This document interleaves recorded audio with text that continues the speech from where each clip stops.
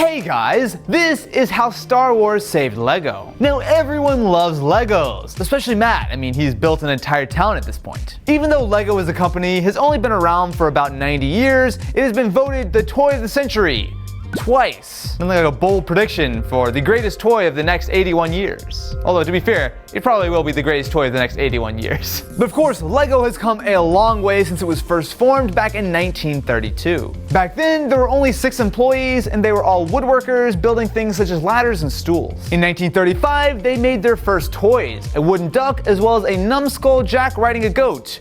I guess Numbskull Jack is some kind of Danish fairy tale? I don't know, Danish things confuse me. They adapted the name Lego from the Danish words for leg and goat, which together means play well.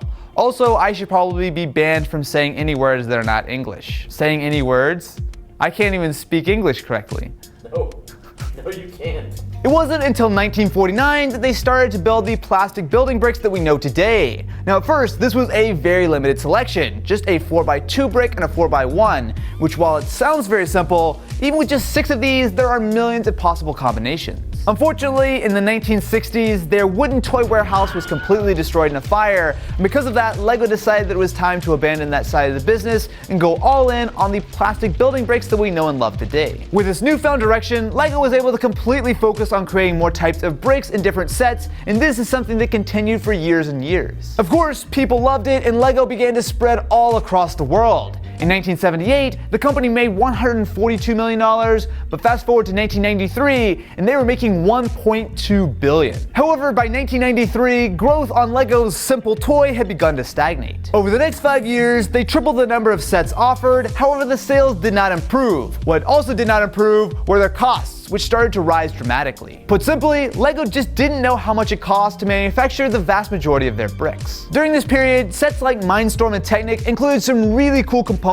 such as fiber optic kits and micromotors, but the issue was that in some cases, these individual components cost more than the entire kit was being sold for. These kits were a big hit with consumers, but there's only so much you can do when you're selling products at a loss. Lego entered the year 2000 in rough shape. In 1998, they had their first deficit, and between 1999 and 2000, they lost about $100 million and had to cut 1,000 jobs. Thankfully, during this time, Lego made a decision that ultimately would save the company, expanding into licensed sets. Star Wars, Harry Potter, and their awesome line of rad Bionicles, I used to play with them as a kid, really did turn the company around at a time where a lot of their other product lines were straight up failing. This was especially apparent when Lego introduced Galador. Now this was based on a kid's TV show, but the main issue was that it wasn't compatible with standard Lego bricks and ultimately ended up being one of the biggest failures in Lego history. What wasn't a failure were the Star Wars kits. Some years, these sold almost more than all the other licenses combined. Now it wasn't all perfect. Some years either Star Wars or Harry Potter wouldn't release a new movie, but Lego still did have to pay for the licenses.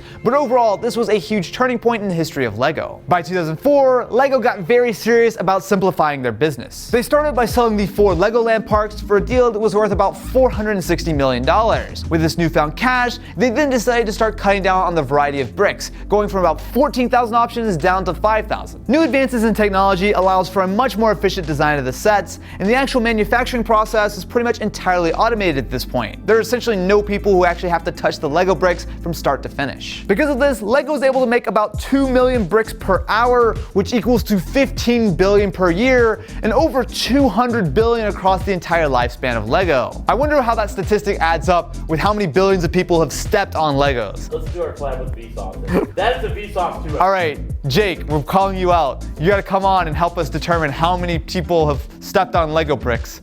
This doesn't sound very exciting, actually. I don't think anyone would want to watch that. I would watch the shit out of that. Film releases such as the Lego Movie and the latest Star Wars films have made a big difference to Lego's bottom line. At this point, the licenses from things like this equal about 60% of their overall sales. I mean, look at their biggest sets. Hogwarts from Harry Potter is a massive $400 set they sell, and one of the most popular ones that they've made in quite a while is the Millennium Falcon from Star Wars, which comes in at a massive $800. So when you go to watch the new Lego Movie, visit Legoland, or buy a new set, just remember that without licenses such as Harry Potter and Star Wars, we might all be stuck in a dark, dark world of Mega Bloks.